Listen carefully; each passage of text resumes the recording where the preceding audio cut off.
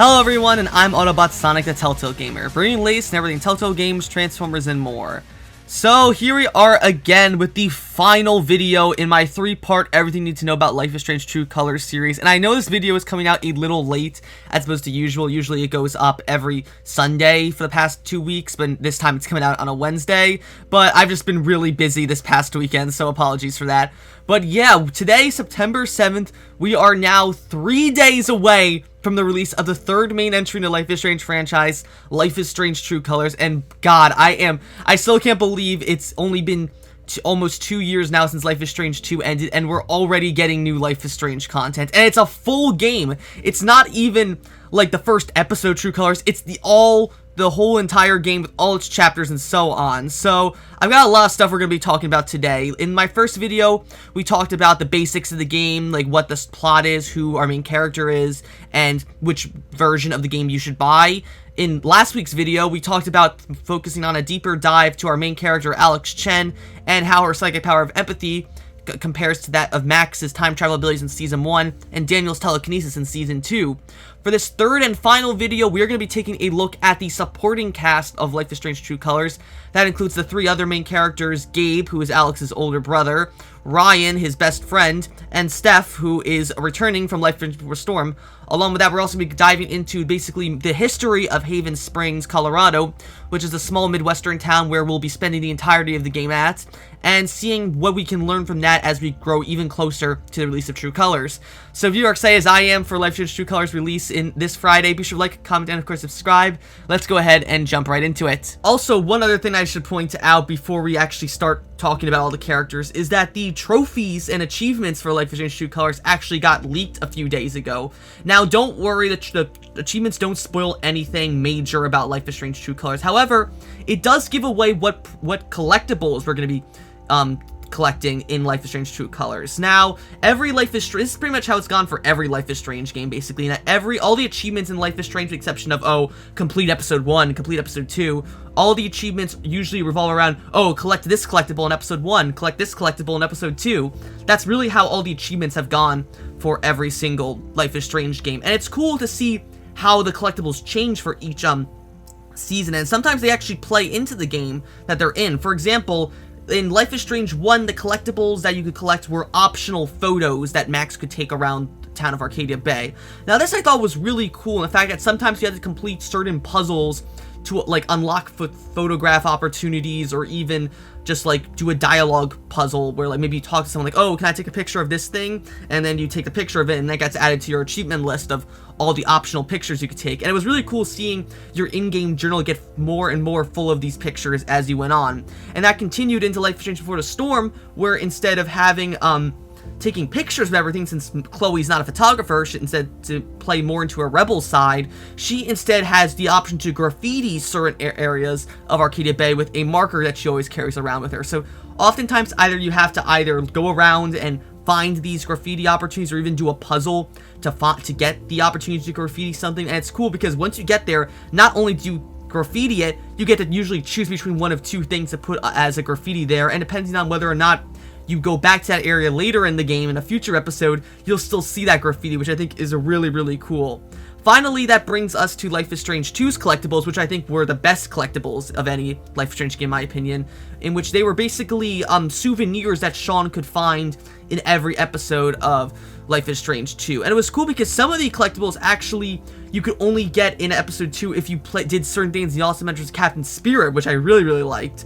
So the way they worked in Life is Strange 2 is that there were 6 collectibles in every episode, and 4 of these would be stickers or patches that you could collect, and then the 2 others were keychains. And so depending on which collectibles you got, you could use them to customize Sean's backpack with different patches, stickers, and collectibles. You could have stuff like a sticker from the Haven Point Church, or not Haven Points, from whatever the church was in, I think it might have been Haven Points. So yeah, from the Haven Point Church in episode 4, you could get the Snowmancer's eye from Chris's backyard in episode 2 as a charm. You get one of Chris's figures as a little keychain. And of course, they had some pre-order bonuses too. If you pre-ordered the game, you got all the Life is Strange 1 and Before the Storm themed stickers and patches, where you got the Hot Dog Man keychain and so on.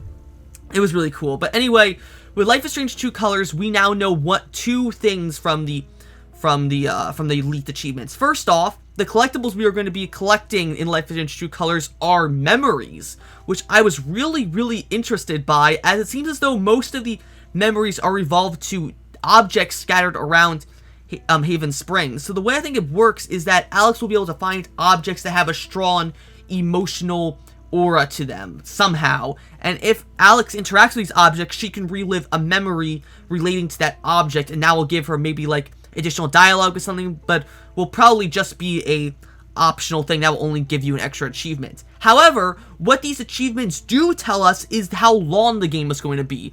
So back in my part 1 video, I speculated on whether how many chapters there were going to be in Life is Strange True Colors, since all the hero packs, the Life is Strange hero outfit pack and the Alex Chen outfit pack, both say they come with outfits for the first 4 chapters of True Colors. So I was confused by how many chapters would be in the game, but the achievements confirm that Life is Strange True Colors will be 5 chapters long, which I am really thankful for. So it'll be just as long as your usual Life is Strange game, maybe even a bit longer, considering that Life is Strange 2, which was also 5 episodes, cost $30, but Life is Strange True Colors is going to cost $60. So maybe we're going to get more bang for our buck with every chapter, so to speak, but the fact that it's broken down into 5 chapters that for people to just play it through at their own pace instead of just binging through the whole game at once, I'm really happy with, and I can't wait to see how Deck 9 tells this story across all 5 chapters. Now, I think the best place to start this off is talking about how important Alex's older brother Gabe will be to the story of Life is Strange True Colors, and especially how his character will be like. So, for this video, I'm going to be taking info from approximately about 5 different videos. These are all posted by the official Life is Strange YouTube channel. They're called the Meet Gabe, Meet Ryan, Meet Steph, Meet the Cast, and Meet Haven Springs trailers. I'm also taking some other things from a 6th video called the first 15 minutes of Life is Strange True Colors, which I'm not going to be talking about a lot here, but there's some stuff in the Meet Gabe trailer and the Meet the Cast trailer that tie into that, so I feel like it'd be important to state it all there. So starting off with Gabe, what the Life is Strange official Meet Gabe trailer states is that Gabe is essentially a very calm and goofy person per se, that he's been living in Haven Springs for the past until Alex, he said he sends for Alex to reconnect with him after 8 years. And as we get a little more insight into Alex and Gabe's childhood actually in this trailer, where it stated that Alex and Gabe had a very traumatic and almost abusive childhood that resulted in Gabe being sent to juvie for a few years and Alex ended up in foster care. And that basically puts us to where we are at the start of True Colors, where after 8 years of being in the foster care system, Alex receives a letter from Gabe to come live with him in Haven Springs. And now that is really interesting and further emphasizes my point I made last week when I said how Alex and Gabe's dynamic seems very familiar to Tyler and Allison's dynamic in Tell Me Why, which Don't Nod released last year. That is a game I'm getting a lot of Tell Me Why vibes from Life is Strange True Colors, especially with this, especially considering how it mentions that Gabe ended up in juvie because of it. So I assume there must have been at some point where Alex's and Gabe's parents were abusive towards Alex, and Gabe just had enough and maybe fought back at them. This resulted in Gabe going to juvie and Alex being put in foster care because of her abusive parents. So I'm really interested to see how it goes. Another important thing about Gabe, though, to talk about is that while he's very goofy and very aloof and mischievous at times compared to Alex's more introverted nature, Gabe is also a very caring person, is always there for those who need him, including his best friends Ryan and Steph at Haven Springs. Now, this is something that's only vaguely alluded to in the Meet Gabe trailer, but it's definitely fleshed out a lot more in the Meet the Cast trailers and the first 15 minutes of gameplay trailer that Life is Strange's official YouTube channel put up. But apparently, Gabe has a sort of new family in Life is Strange True Colors, and we see this alluded to a bit in the Meet Gabe trailer, but it's more so shown in the first 15 minutes trailer, where we get introduced to 2 other characters that are important in Haven Springs. I'm sure they're going to be playing a much bigger role in the main game, but considering that most of the game's marketing focuses on Gabe, Steph, and Ryan, I'm not going to be talking about them too much. But anyway, these 2 characters are Charlotte and Ethan. Now, Charlotte looks like she's some sort of sculptor or other artist that lives in Haven Springs, and as seen by a poster, or not poster, a picture in the Meet Gabe trailer, apparently Gabe and Charlotte are either dating or engaged slash married, and it's clear that I'm leaning more towards engaged slash married, especially considering how in one of the earlier trailers, and especially in the Power and Consequences trailer I showed last week, that Charlotte seems to be very, very distraught by Gabe's death. That apparently Charlotte is Gabe's girlfriend slash fiance slash wife, and it's going to be really interesting to see how, after Gabe's death, how Alex and Charlotte are going to get along with each other. And it's only even strengthened further by the character of Ethan, who is Charlotte's daughter, and is therefore Gabe. That makes Gabe his father-in-law, and Alex his aunt, which is going to be really, really interesting. We get to see Ethan a lot in the first 15 minutes trailer, where we see that he is an avid comic book artist and writer who is making his own comic book to sell around Haven Springs. And immediately I'm getting flashbacks to Daniel and Chris from Life is Strange 2 with Ethan. I think he's a really charming kid. He's definitely got a very fantastical view of the world, and I think he's gonna play off Alex really well to see how he basically bonds with his aunt, or how Alex bonds with her new nephew per se. It's gonna be interesting to see how the dynamic between Alex, Gabe, Charlotte, and Ethan goes as Life is Strange True Colors continues. Now that we're done talking about Gabe, we're going to be moving on to Ryan, who is Gabe's best friend in Haven Springs. So, Ryan being another new character that'll be introduced in Life is Strange True Colors, Deck 9 describes him as a very, he's kind of like a gentle giant almost, that he comes off across as super imposing and even a bit scary due to his physique and all that, but he's actually just a really introverted and very quiet guy. Actually, he's really funny and just likes to tend to himself, and he also works at Haven Springs as a park ranger, having grown up there his entire life, and has actually never even left the town, which gives him sort of a close-minded view of the outside world, which I think is going to be really interesting to see how an outsider like Alex initially comes across to him in comparison to other people he already knows, like Steph, Gabe, and the rest of Haven Springs residents. I'm really interested to see how Ryan acts in the game going forward, especially considering how Deck 9 stresses that since Ryan's such a calm and collected person, he'll serve as a good mediator for Alex due to her being so emotionally unstable at times. And I definitely think that's sets up, that's one of my favorite dynamics in fictional relationships, and about how it's always the one traumatized or emotionally imbalanced person who struggles with taking care of their own emotions, and then there's the other calmer force that tries to ground them to reality. While at the same time, though, when it becomes too much for them, eventually at some points the one who was initially had the trauma is now the one doing the supporting. I'm just a sucker for those kind of relationships in fiction, whether it be a story, a book, a comic, TV show, video game, whatever. And I really think that Alex and Ryan have good chemistry between them, and I can definitely see why Deck 9 would give players the option to romance him. After actually watching this trailer a few times, I think I'm actually coming around to maybe romancing him more than Steph, actually. But speaking of Steph, let's go ahead and talk about her right now, actually. And moving on to the last of our three other main characters for Life is Strange True Colors. Last but certainly not least is, of course, the woman, the myth, the legend, Steph, returning again from Life is Strange True Colors. And I gotta say, it's great seeing Steph return again from Life is Strange Before the Storm. And it's really cool how in the Meet Steph trailer we get to see how much she's grown since the events of Life is Strange Before the Storm, because I believe in Life is Strange Before the Storm she was only 16, and according to Life is Strange Wavelengths trailer that came out a few weeks ago, she is 25 years old now during the events of Life is Strange True Colors, which actually also gives us a time frame for when Life is Strange True Colors takes place, because if she's 25 during the events of True Colors, and she was 16 during the events of Before the Storm, which took place in 2010, that means Life is Strange True Colors takes place in 2019, which is now 2 years after the events of Life is Strange 2.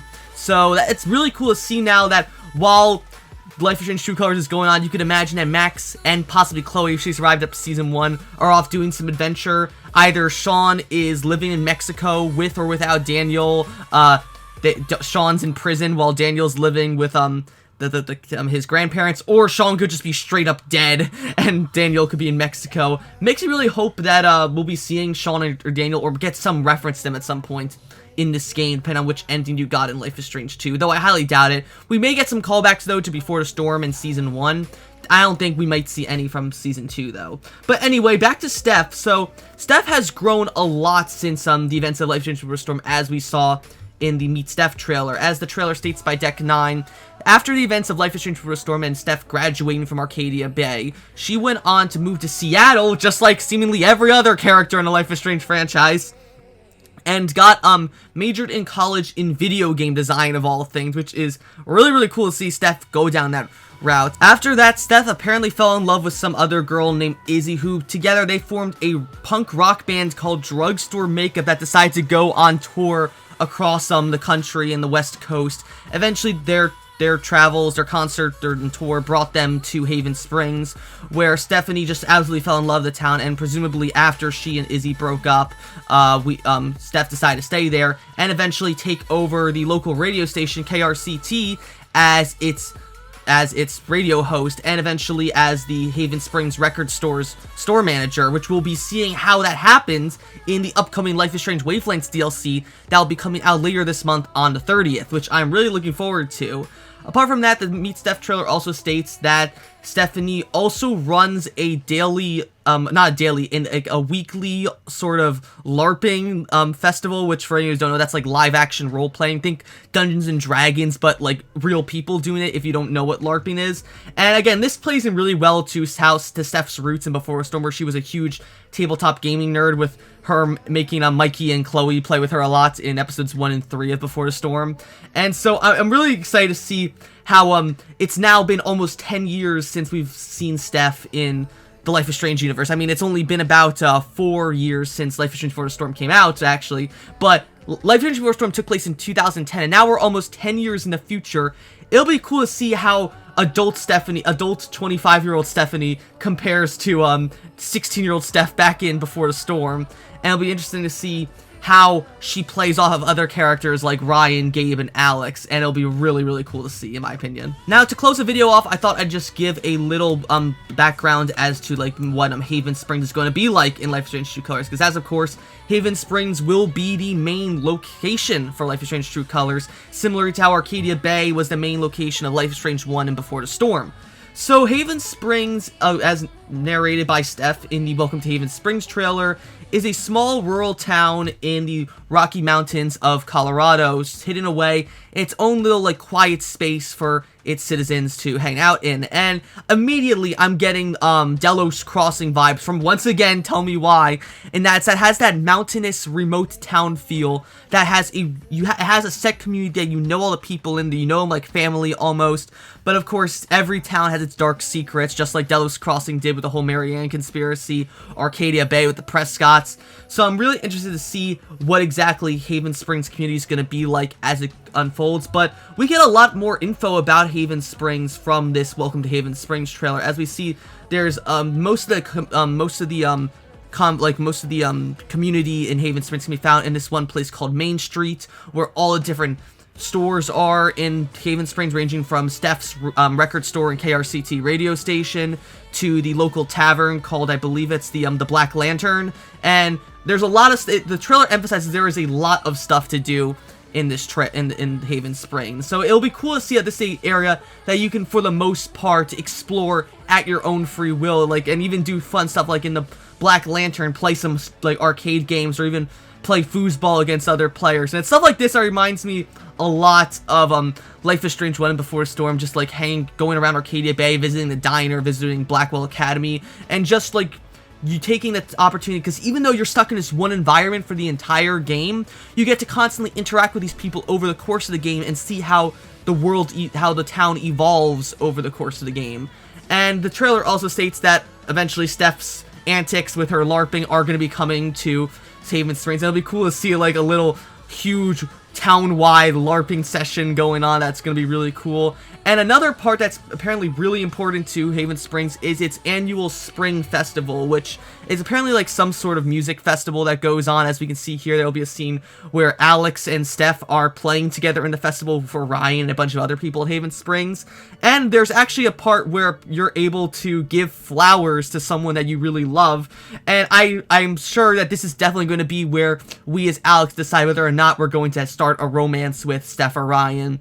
And it's going to be something that I'm really, really excited to see how Haven Springs compares to Arcadia Bay, which is really the only other big town we've had in a Life is Strange game. I mean, we could also compare it in a way to Beaver Creek from Life is Strange 2, Episode 2 and Captain Spirit. We could also compare it to Delos Crossing from Tell Me Why, even considering they're sort of similar games, even though Don't Nod made Tell Me Why and Deck 9's making True Colors. But regardless, I am super excited for what Haven Springs has to offer for the Life is Strange franchise. Alright, and there we have it. With the end of this video, you are now set, and that is literally everything you need to know before Life is Strange True Colors comes out this Friday, September 10th, 2021, for the Xbox One, Xbox Series X, PS4, PS5, Google Stadia, Nintendo Switch, and PC.